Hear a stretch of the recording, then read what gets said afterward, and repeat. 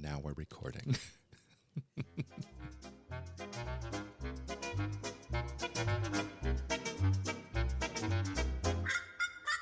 Well, hello once again. It is time for Pod Sothoth, a Lovecraft book club.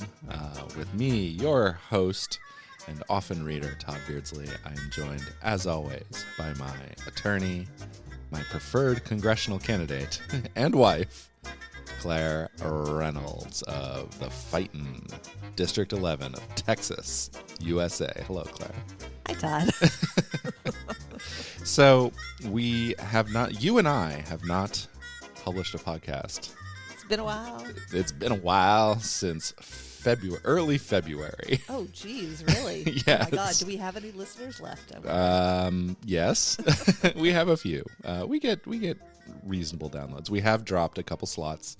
I know everyone is very interested in our rankings.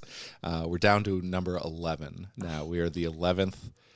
I'm going to say best Lovecraft. I think the last time we checked, it was like 8 or 9 or something like that. Oh, so damn, that's a fall. Yeah, we've dropped a couple spots. So top 10. That's what happens when when we record every 7 weeks or so.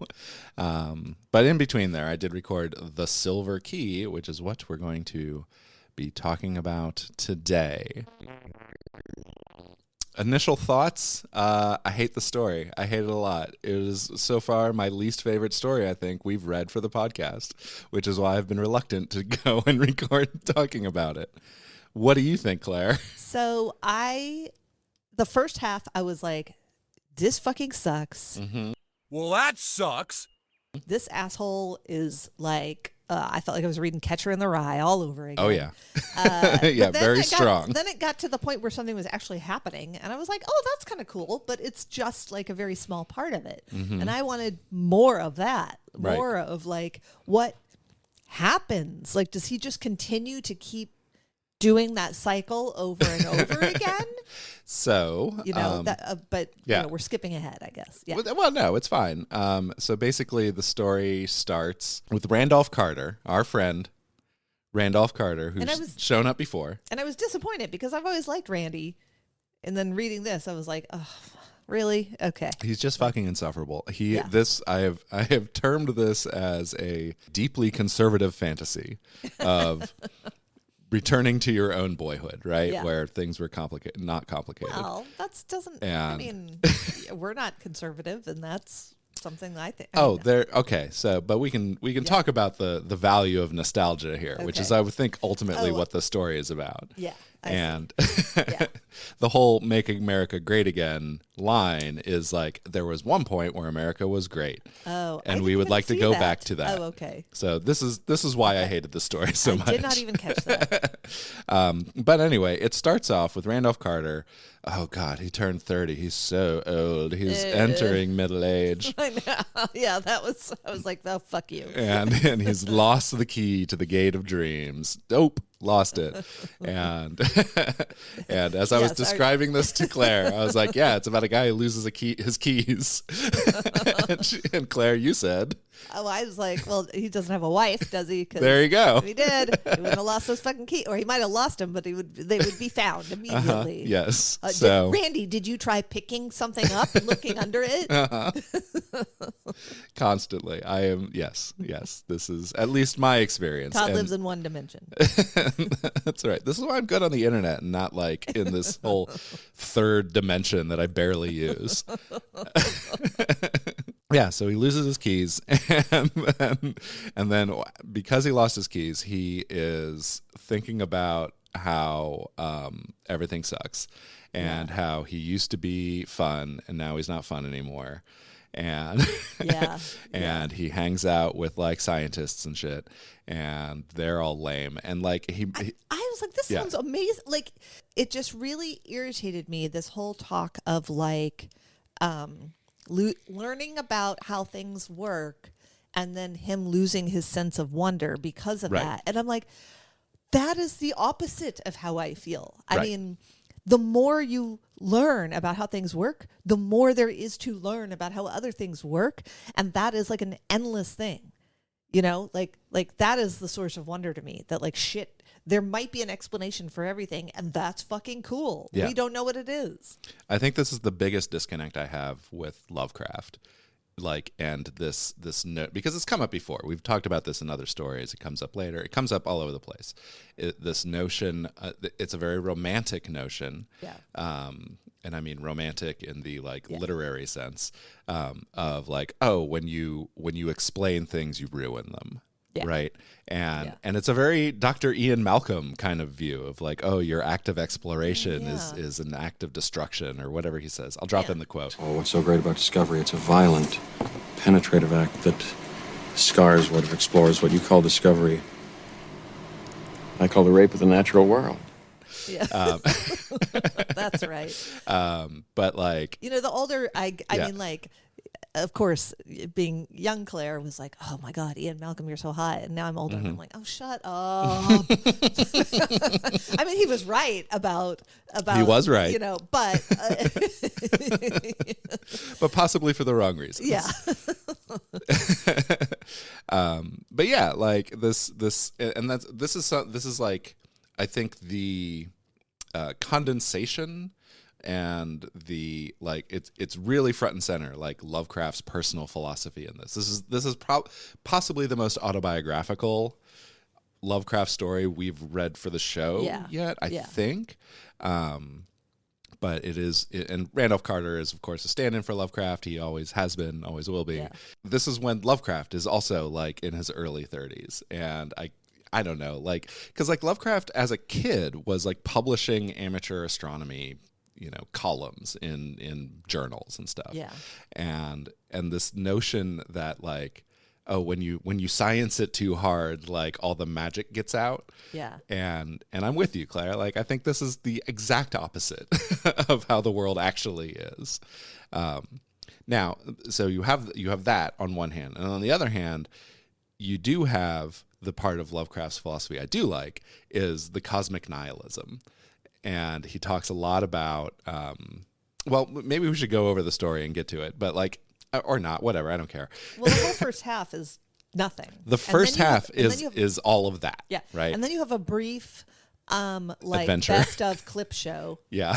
Like, just like made me think of like all the, you know, TV sitcoms where they're like, oh, and then remember when we did that, and then remember when we did that, and then they have the brief clip of like, you know, what's his face getting dead in the grave or in the cemetery, and Randolph skips right over, like doesn't say anything about how he was interrogated by the police.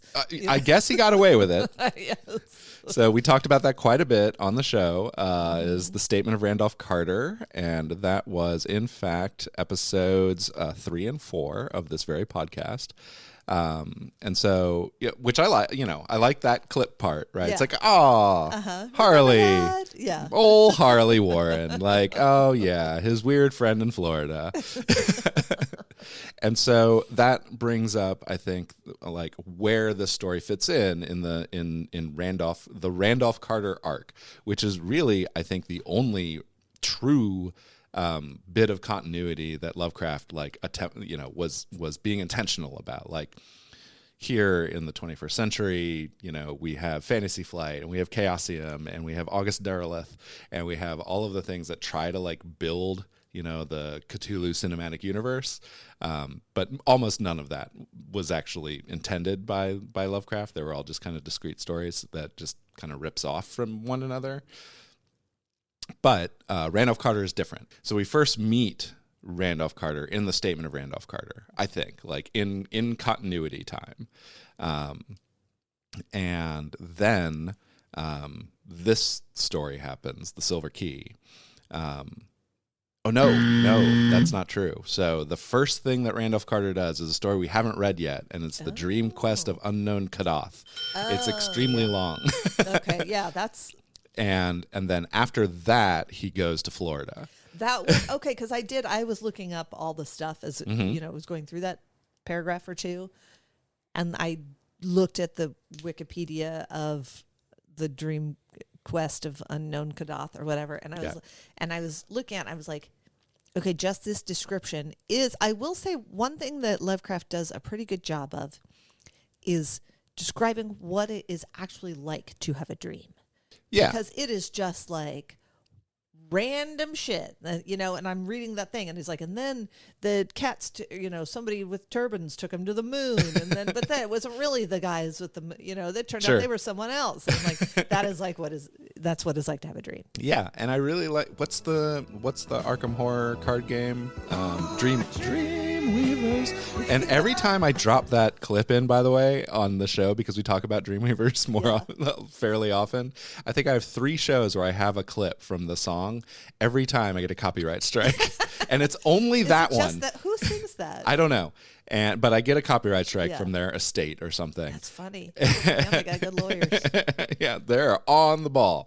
And I use there's just like a team of interns just listening to every podcast that and comes it's out. scores of clips that I use from like other songs and movies and stupid like audio jokes. That's like the point of this podcast, but it's Dreamweavers that gets me. So in the Dream Quest of Unknown Kadath, which we have not read yet, that is like Randolph Carter at the height of his powers. He's like a professional dreamer at that point, and he knows what he's doing. Imagining his business card. It's definitely not rectangular. No. It's probably like just like a weird kind of goopy teardrop shape, maybe. I don't know. And then he goes to Florida and has his adventure with Harley. Okay. And then he comes back and he loses the key. He loses his keys, which I insist on describing it that way. and then he has this thing, right, happening. And this story takes place over like 20 years. It's like from his 30s to his 50s. So in between, during this story, he does have a little side quest, and that is the events of the Unnameable, where he's hanging out he's hanging out there. He's hanging in a graveyard with a friend, and he's talking, and like that's when he's like fully into this science sucks era. Yeah. And then the Unnameable like spooks him, and then he's like, oh, well, let me try some more like occult shit because that seems to work. And then he does that, right? And so like imagine that the Unnameable is like a flashback story that is inserted in the 20-year period that this story covers, right? I like to think that anyway. And incidentally, like the tomb also has like is not Randolph Carter, but we just covered the tomb not too many episodes ago. That was episodes 72 and 73. And the tomb, like there's a lot of the tomb in this story, I think, and a lot of the tomb in Unnameable as well. And then who's his ancestor that disappeared into the copse of trees? Oh, so that is... Maybe that was one I missed, or I didn't. No, I don't know if he ever shows up again. But there is, hang on, I wrote it down even, but I didn't put it in my real notes. God damn it, I'm so stupid. That's all right. There was Edmund Carter, who escaped the Salem witch trials. Yeah. Right? But then he mentioned something about somebody disappearing into a bunch of trees. In the story? At one bend, he saw the group of giant elms, among which an ancestor had oddly vanished a century and a half before. That's the paragraph that starts, in the brooding fire of autumn, Carter took the old remembered way past graceful lines. I don't know who that is. Okay. Because the only two that I mean, it was just a line. Like I thought it was referencing something that I didn't know. I don't know, maybe. I mean, so a century and a half prior would have been, let's see here, would have been 1700. So after the Salem witch trial. So it wouldn't have been Edmund Carter. And it wouldn't have been there was another Carter, like a very Aleister Crowley kind of character. Yeah. He was a wizard or something. So he also mentioned something about like, are there characters related to him that don't have the last name Carter? Because he mentioned something about his mother and her fathers. And I was like, what's that line? Like that maybe now I want to do like the genealogy of Randolph Carter. But yeah, Randolph Carter like comes from a line of magic users. So he's got there was somebody in the royal court, a very Aleister Crowley character.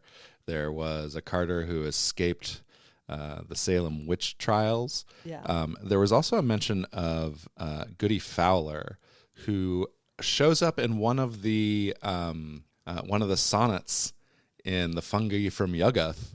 There's a whole story about Goody Fowler in there, like running away from some monster. And so that was kind of neat. Yeah. But yeah, there's this story is like the nexus of a lot of the intentional Lovecraft continuity. So that part is neat. But yeah, so like on the one hand, anyway, in summation of the first half, the world sucks because when you do too much science, you remove all the magic, which is like patently untrue. Science gives you more magic, I think. He also makes this case that like there's no difference between like imagining things and like the real world, because like in your brain, there is no actual difference. Yeah, nothing's real, man. Yeah. And it's a very solipsistic, I think, like view of the world, where it's like, oh, only my own experiences. I can only verify my own experiences. Right. Yeah. And truly I cannot tell like the difference between, an imagining and a real thing, which all I know is I'm the main character. All I know is I'm the main character. Right. Which is another thing that I really don't like about this story. Yeah. It's like, oh, poor you, Randolph Carter. Like, and so he, and so that's on one hand, and on the other hand, the cosmic nihilism. And I do find the cosmic nihilism comforting and incidentally real. The universe is vast, our galaxy is vast. You just won't believe how vastly, hugely, mind-bogglingly big it is, and so on. The stretch of history is vast. Our lives are incredibly brief. Not even a blip. Not even a blip. The universe does not care about us. Or an ip. Mm-hmm. And it reminds me a lot of there's a little vignette in one of the Sandman stories, when Morpheus is like emptying hell and he finds one of the last guys who's still there, and he's like, oh, I'm like Vecnor the Terrible and I've raped and killed so many people and blah blah blah, and he's like, dude, nobody knows, everyone's forgotten. And he's like, no, my cruelty was epic. It's like, nope. Oh, just you wait, sir. Again, like, sorry, we invented the atom bomb since then, so. And so I'm reminded a lot of that, right? Like, so even like the worst and the best of us will all be forgotten.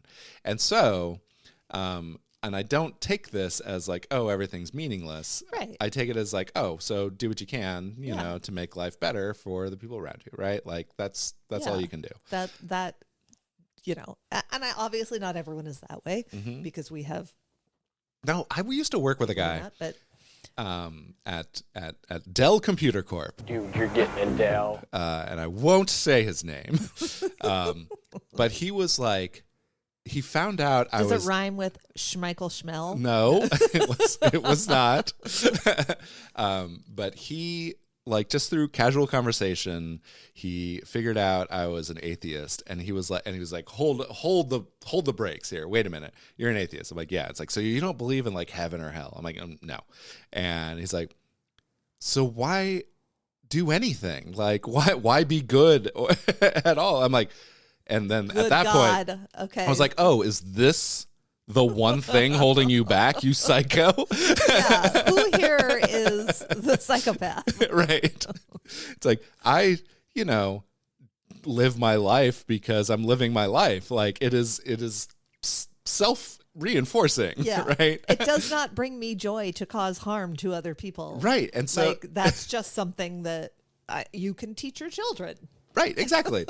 And it's like, why, serial killers are broken, Right. Yeah. And like why movies like The Purge is a fun fantasy, but like, I don't think The Purge would actually happen, even if you made it okay. I don't think so either. I truly, and we're going off topic here, but that's okay. Like, I am as cynical as I might pretend I am, and I think you're the same way. Like, I truly believe in the goodness of most people. Like, absolutely. Even though, like, it's okay, you look at COVID and or everything that's been happening lately, and you're like, what a bunch of fucking morons. But I do think that when it comes down to like, if your neighbor, like even the people who are out there, like, I don't want to live next to people who don't speak my language and who look different than me. the people next to them were like something was happening in front of their face, like they would do something about Right. it. I think it's more when it's the abstract that people, have a harder time. Mm-hmm. Like that's when people are cruel. Most people are not cruel when you're talking about like the actual thing happening in front of them. Yes, absolutely. And this is why billionaires are in fact evil, because everything is abstract for them. Yeah. And they surround themselves with only people who agree with them all of the time, even their basest instincts. Yeah. Except for Mackenzie Scott, Jeff Bezos' first wife. Oh, okay. So she became wealthy, Mm-hmm. because she was supporting, they were together when Right. they built Amazon, Mm-hmm. I'm former family lawyer here thing. That was not just him. That's a joint production. And then they got a divorce and she came away with her half or whatever and is now like giving away millions and billions of dollars to various organizations. Like, it's fucking awesome. Yeah. Okay, so Just one. I'm saying there's one. there's one Yeah. And it happens to be a woman. That's all good I'm billionaire who happens to be a woman. Maybe that's the trick. I mean, come on, like that's yeah. We have seen again getting off track here, but No, this is it's Lately- not off track because the Silver Key is about this philosophy. yeah. Yeah. No, I'm getting off track because it's literally we have seen lately like stop electing men to office. I'm sorry, guys. I'm sorry. We could take a break. Take a break. Just you know what? Take 5. Take 5. Yeah. By that I mean 500. Just take 5. Let's see what happens. Right. I find that statement very self-serving since you yourself are running for office. That's fine. Against a man. Yeah. Yeah. God only knows what's no, I'm just, So he's wallowing in all this for 20 years. And then he has a dream where his grandpa says, "Hey, Randolph, remember that key? Remember the key in the box?" And he's Jimmy Stewart. Yes. Why, you should get that key and then go back to the moon, Randolph.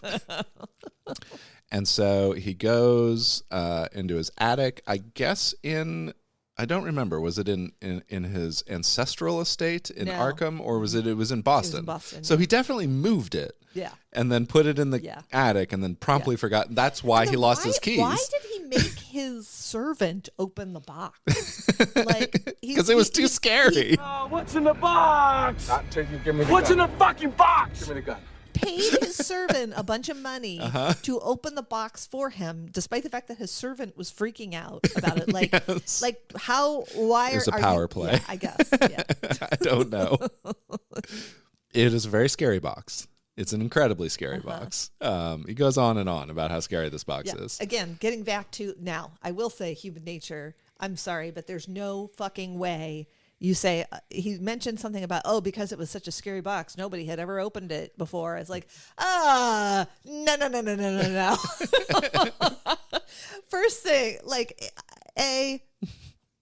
Pandora's box. B, every horror movie ever. Right.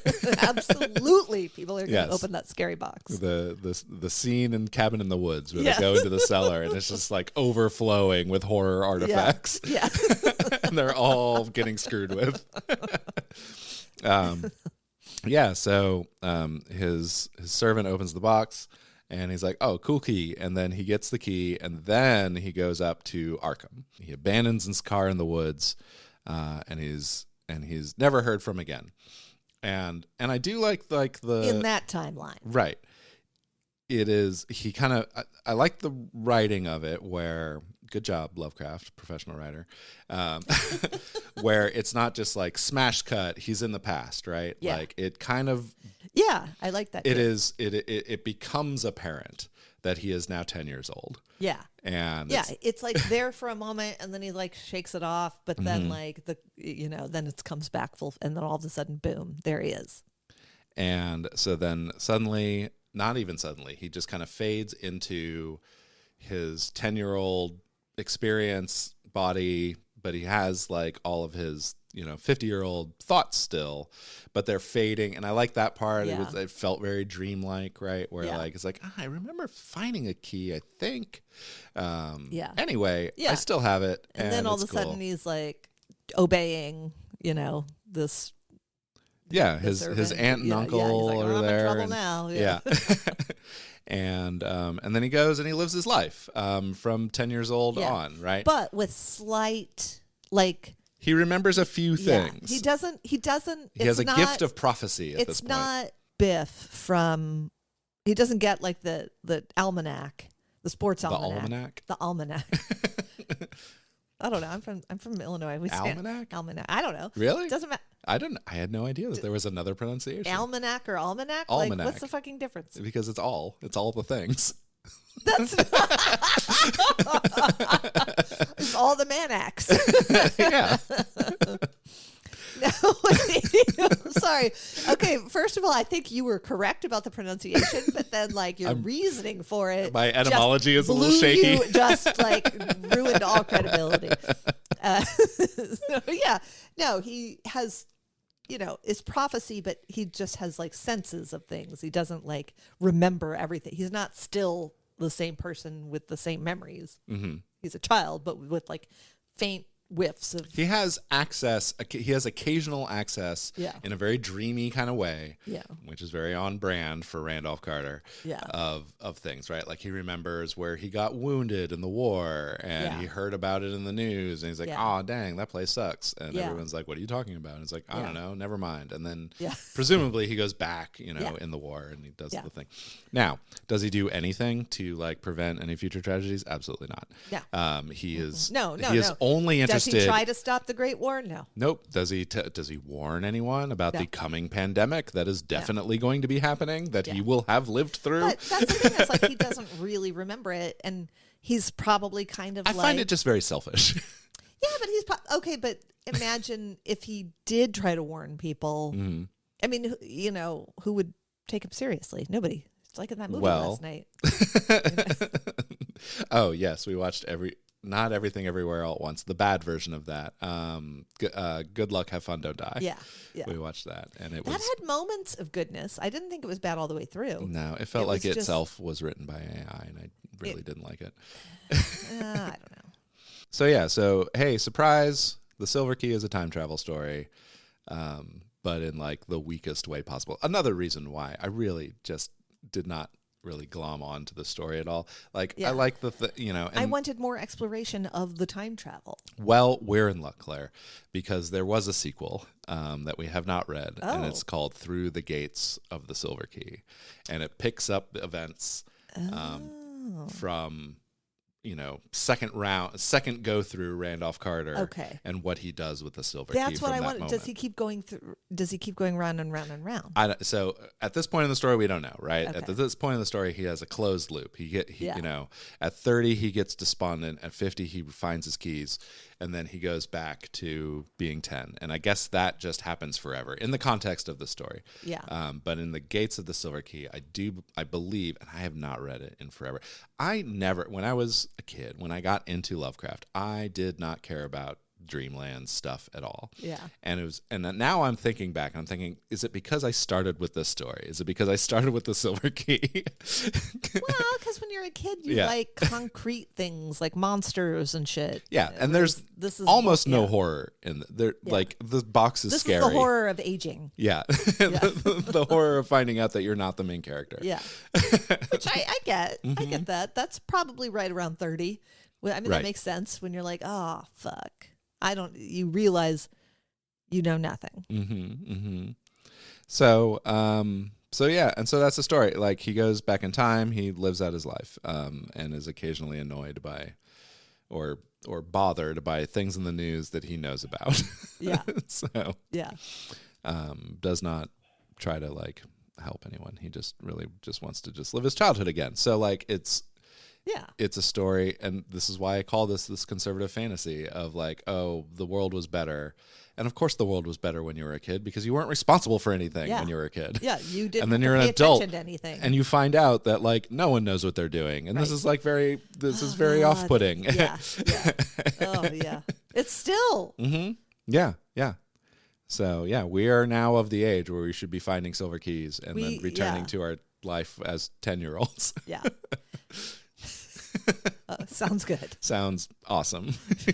Finding those. I can't wait to get a Swatch. And finding those Playboys in the abandoned lot. Watching Boy George on MTV with at my mother's horror.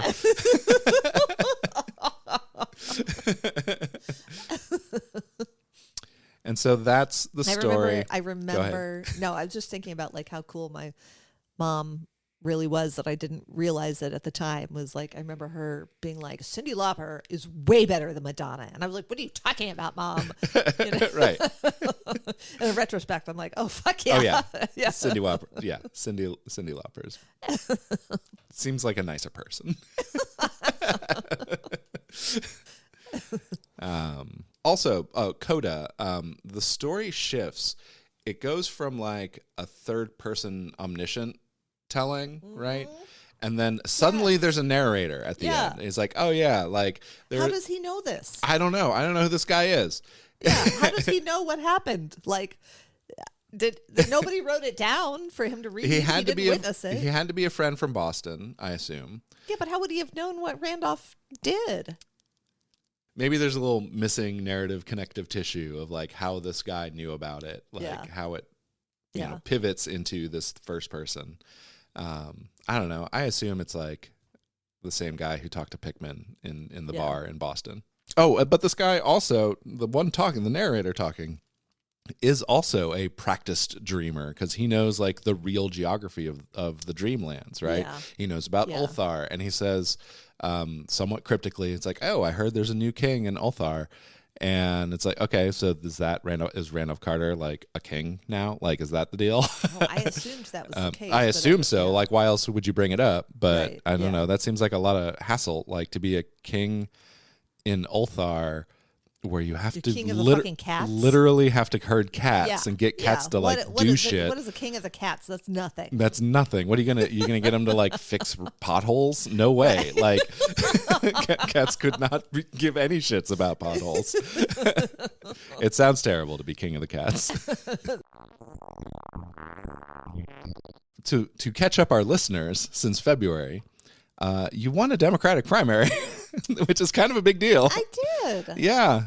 So Claire is now the Democratic nominee for the United States Congress, Texas's District 11, the fighting 11th, which stretches from Pflugerville to Odessa, which is about a comfortable 6-hour drive from one end to the other, I think. Yeah. And if you're starting on the east side of Pflugerville to the west side of Odessa, it's 20 counties. It's a giant district. It is 20 counties. Oh, I have a thing to bring up with that. There are, if you were to ask ChatGPT today.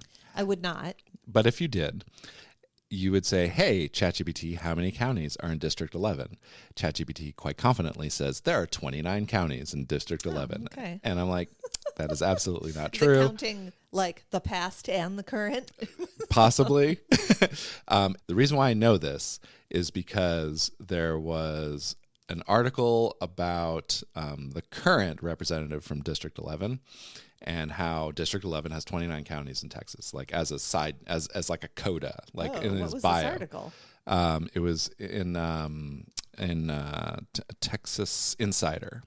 That's like an AI written thing. It is AI written and this is how I know it's AI written, because I'm like, 29 counties. What are you talking about? There's not 29 counties. Yeah. And because now I know exactly how many counties are in Texas 11, and I can't name them all off the top of my head, but you could. I can. You want me to do it right now? I'm going to do it right now. You can cut it out. Yeah, do it right now. Ready? Okay. Name all counties in Texas 11.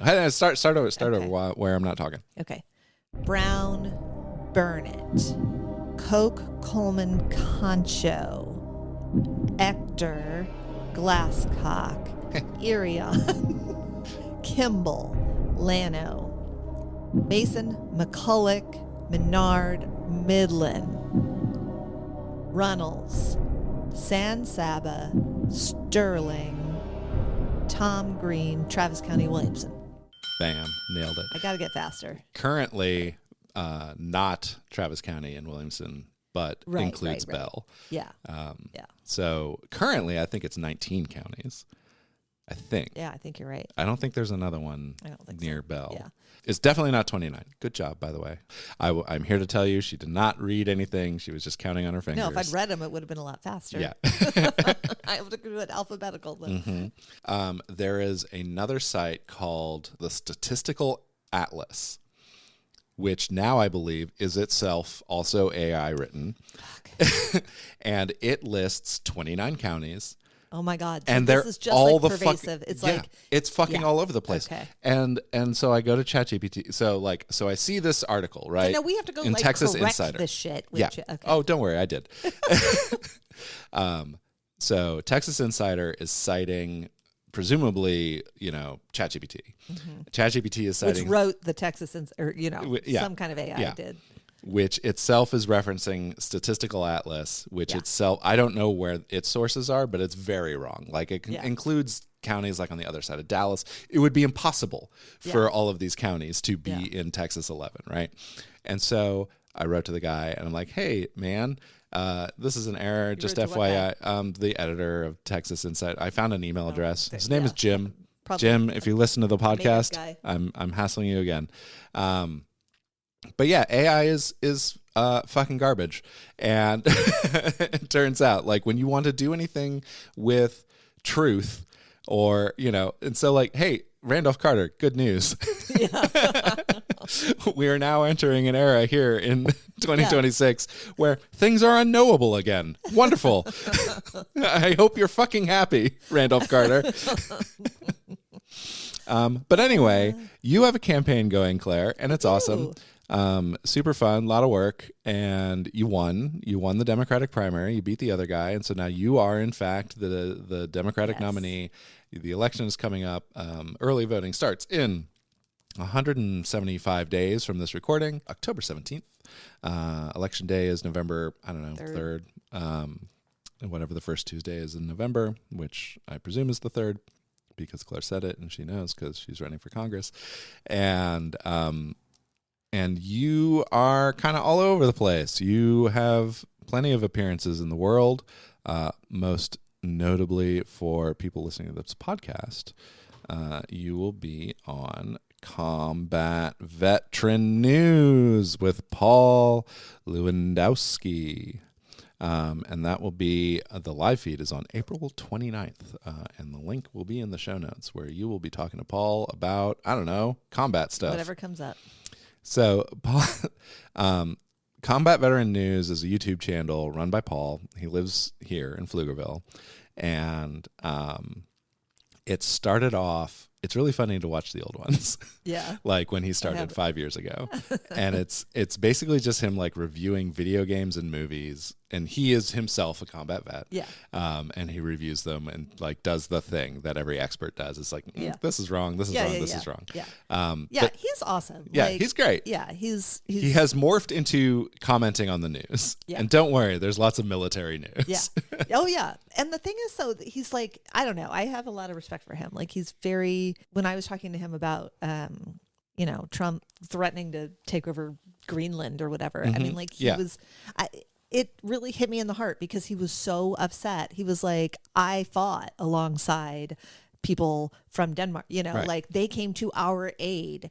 And here we are pulling this bullshit on them. And I don't know, that struck me. So It made me feel shame for our country. Yeah, it sucks. It sucks that we're doing this to our allies who were definitely there for us. The exactly one time anyone invoked Article 5 of NATO, it was the United States, and it was after September 11th. Yeah. That is the only time Article 5 has been invoked. Good job, fuckheads. I know. So yeah, catch that if you want to listen to Claire not talk about Lovecraft and cosmic nihilism. I don't know. Maybe you'll work it in. It kind of is. Could you all drop it's maybe all the podcast on Paul's show so we can Sure. No, thank you. Yeah. And again, the link will be in the show notes. It's a YouTube link that is unpronounceable, but that's fine. anything else you want to talk about with your campaign? Oh, you're in the ask everyone who's ever heard of you for money phase. This is the worst. I have just started. Like I now feel pity for politicians. I cannot believe that I'm feeling pity for politicians. This is the worst. So one of my lines is like, well, I'm not taking corporate PAC money. So, which is true, but also that's not a hard choice to make when they're not. I'm not going to take corporate PAC money because we need to fucking get big money out of politics. Now don't even get me started. I will get you started. Yeah. I'm happy to get you started. I mean, that is why we are where we are now. Well, exactly. Yes. And so if you care about, our embattled democracy here in America, you can donate to Claire's campaign directly. You can't at claire11.org, claire11.org. Spell it however you like. I think I caught all of the spellings. And you can find a donate button there. And if you want a Lovecraft expert in Congress, here's your chance. I wouldn't call me an expert. You are more expert than 95% of the world, yeah. I will say. I will say, okay. At least. Now, I would go so far as to say 98% of the world. You're in the top 2% of Lovecraftian scholars. I will say, it sucks so badly asking people for money, especially in this economy. No, especially given everything that's happening. But literally, like, even $1 or $5 helps. Just because it shows how many, getting the low dollar donors shows that I'm asking for money. It's normal people contributing to this, not fucking, oil barons. Number of donors is a metric that other bigger money donors pay attention to. They also pay attention to how much you have raised. Right, yeah. But it is definitely a metric. So throwing in $5 is fine. Don't subscribe to the podcast. If you're choosing between subscribing to the podcast, between saving fucking America or saving fucking America, I would urge you for the latter. claire11.org. I just want to Oh, and by the way, in the interest of fair time, I would be delighted to invite August Pfluger. Oh my God! To the podcast, to this podcast, to talk about some Lovecraft nonsense. Yeah, that'd be great. I would love it. We don't have to do that because we're not on the airwaves. We don't have to, but we should. For journalistic integrity. Yes. Yes. So August Pfluger. Absolutely. If you or one of your minions is listening to this podcast, please reach out at hideous@podsothoth.club and we will definitely book you. I mean, if he's smart, he's got a minion listening to the stuff I'm saying. However, in case you say something crazy, exactly. He doesn't need to even acknowledge my existence, which he has not yet. Yes, and that is the best strategy for him. I agree. I will say I respect the discipline and game there. Whatever. Yeah. She's beneath me. What I think he does not understand is the dynamics of his new district and the dumbbell distribution of the population, where now you have a giant population compared to the rest of West Texas in Pflugerville. Voting active voters especially. Yeah. So you've got on the east side you have all of Pflugerville, almost all of Pflugerville, and some of North Austin, and then on the west side you have Midland and Odessa. I got some Cedar Park. I got some Round Rock. I got Leander. A little bit of, I got some Leander.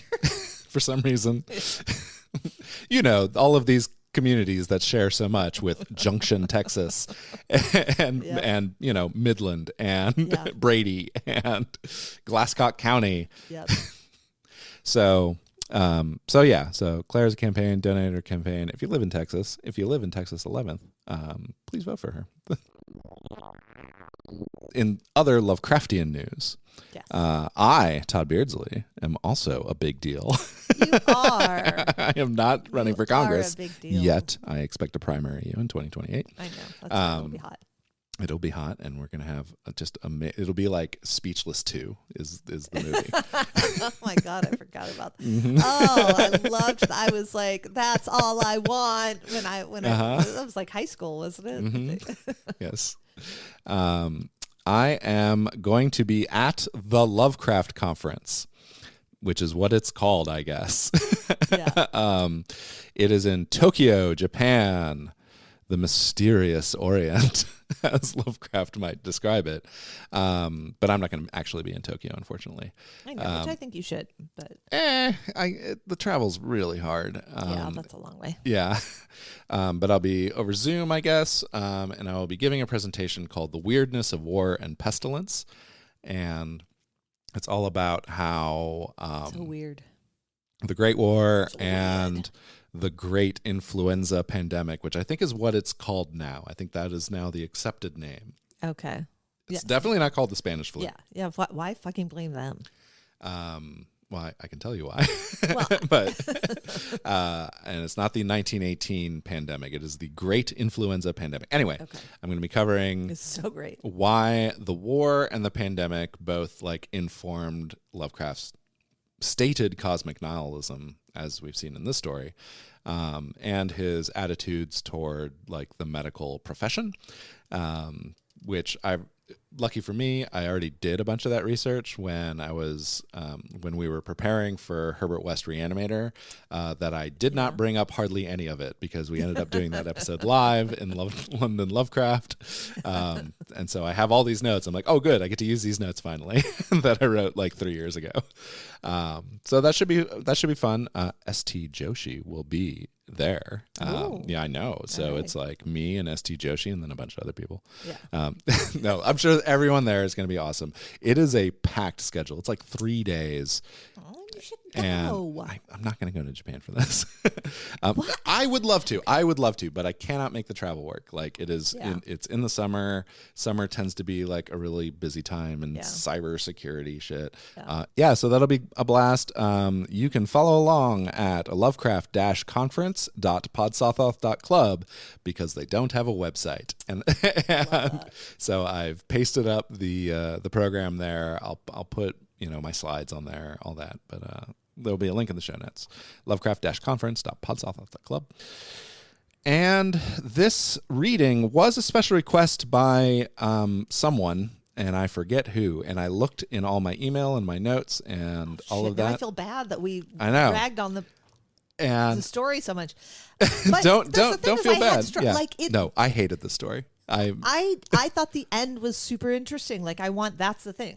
I was reading it and I was like, this sucks. This sucks. Wait a second. And then all of a sudden it's over. Weird stuff is now happening. More. Suddenly it's weird fiction. Yeah, because I thought that was and then it cool. ends. Yeah. So, sorry. I don't quite, but then I have a dim recollection of being in a bar and talking about the podcast, and whoever I was talking to said, oh, you should do the Silver Key next. I'm like, sold. I do not remember who it is. Okay. It didn't come in over email. My email has sucked, by the way. So, the last episode that was released, this is episode number 76.